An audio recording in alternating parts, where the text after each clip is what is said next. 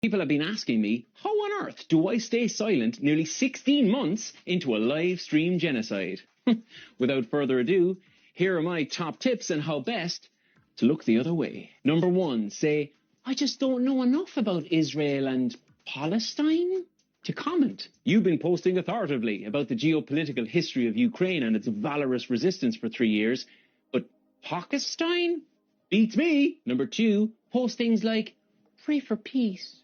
This essentially means nothing. It's kind of like saying, bleh for bleh. It'll make you look like you care, though.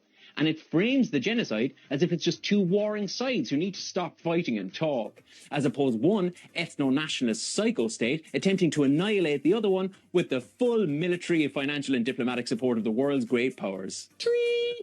Just say your page is a safe space for you and your followers to mind your minds. The Mideast is just too depressing and heartbreaking to take. The best thing we can all do now for our well-being at this crazy time in the world is to watch me go all loco and goofy in my paid partnership videos with McDonald's and Starbucks. And my personal favourite, say things like, okay, I mightn't be posting about it, but I'm doing my little bit for Palestine behind the scenes, I can tell you. Now, people might come back with, you're an influencer, you barely take behind the scenes. Why are you being all coy about a genocide? That's like saying, I'm doing my little bit behind the scenes for out. I was thinking of putting a Palestinian flag outside my house, but I got scared. I'm not that brave, because you know what that Palestinian flag stands for. If I put that Palestinian flag outside my house, it means that my house was promised to the Israelis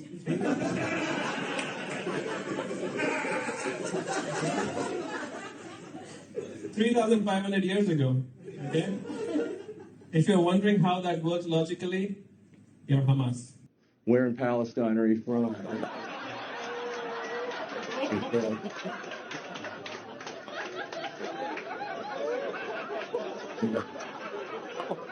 Any other country? Where? Yeah, Israel. Where in Israel? Right here. Yeah. I did. This is not Israel here. So I'm from right here in Israel. Wow, no wonder why there's so much conflict with Palestine. Like, yeah, everywhere we go is Israel. Doesn't matter. We build settlements down here. Yeah, that's Israel. We take a plane to New York. Hey, that's Israel too. Okay? Wherever we go, in Israel. Okay. And you, my man, what do you do? I'm an investigator. You're an investigator? What kind? Like for the police? Like war crimes investigator. You're a war crimes... Is that true? Is that true? Oh my God. Jeez, we really went up a notch, didn't we?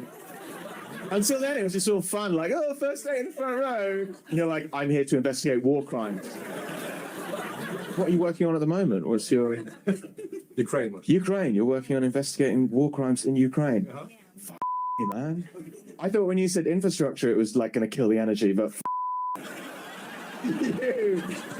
you came to win. I like it. And are you from the UK? No. No, where are you from? Israel. You're from Israel? Oh my God. Jesus Christ. Of all the places you could have said, you're a war crimes investigator from Israel looking at Ukraine. I think the call may be coming from inside the house. Ago, after I quit my show, I was trying to find out what I wanted to do with my life. And while I was there, Jimmy Carter flew to Israel. So everybody in the region was talking about a former American president being in the Middle East. And while he was in Israel, a book of his was released, and its title was very controversial in Israel. And the title of the book was Palestine, Peace, Not Apartheid. And people were very mad in Israel. There was a lot of mean stories that came out in the paper, but some people were supportive. And while he was there, Jimmy Carter said, I want to go to the Palestinian territory. And the Israeli government said it's too dangerous. And if you go, we cannot protect you. And man, Jimmy Carter went anyway. I will never forget the images of a former American president walking with little to no security while thousands of Palestinians were cheering him on. And when I saw that picture, it brought tears to my eyes.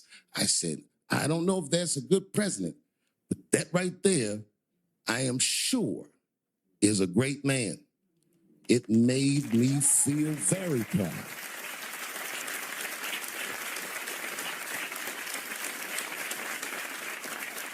Please do better next time. Please, all of us, do better next time. Do not forget your humanity, and please have empathy for displaced people, whether they're in the Palisades or Palestine.